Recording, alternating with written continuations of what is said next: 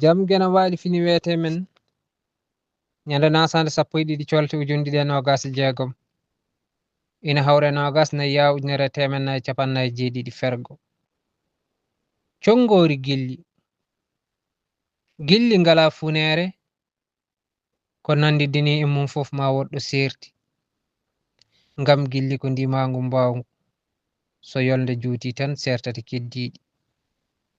ma on ji debbo jamfo gorko mum ma gorkone kay jamfo debbo mum ko heddi hen ko ɓaade on ñaagima gena jaɓani on yo rewɓe mon battu marde moftal ɓesguji gilli mon e nder deedi mumen yoɓe ngandu ɗum newoytako dey kala debbo cowiɗo ma tampu tampere mawnde gila nde sowinde ha tengti noon e jibingol mum ngam lebbi tati gadani ɗi ma jomum hew hen eloji anya kala ko yinno ha tengti e nyamele hono ko jomum soofa kala mo ɓurani hen tewade jomum ɗo yiya fof ina ɓalƴa walla ina serƴa jomum ɓurata yidde nyamde tan koko lammi walla ko safi hay ɗumne jomum hewani fandinde ngam tuure nde jiiɗon ɗo mbiɗa tuuta nde ina heppa ko ɗum memoyta kuuse makko yaltina ɗum bowal wiya ko leydi handi hen ko kam yeɗa giɗam hetto dandam giɗa aduna e haajuji giɗam e waajuji ngam aduna ko doño heewa wutteji mo wi ene falo aduna kala aduna fala ɗum giɗam hetto waajuji mbatta ɗum e haajuji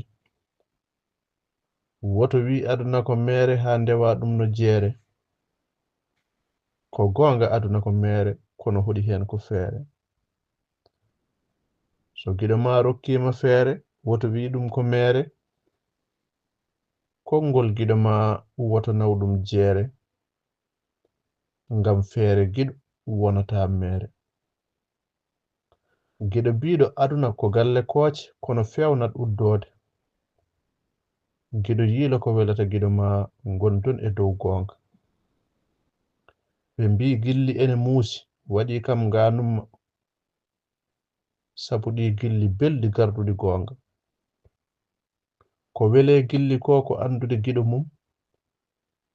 ko muuse gilli ko miijade beele omo yiɗi ɗum so gite birnima heddo ɓernde e miijo mum gondigo giɗo e giɗo ɓuri sukara fooli njumre e welde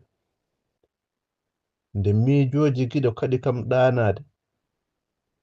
peertumi gite gonmi e miijade ndeke giɗo ina woɗɗa haɗa kam ɗanade kono so ɓadima ene haɗa kam oñaade an geno gonmi ko e ñaagade beele giɗo fof nana waaju giɗo mum watta ɗum e haaju mum Lamtooro Sall Abdul Tuksil Dudal Pular Murtudu Joob yo jam ñallu ñallen nder hen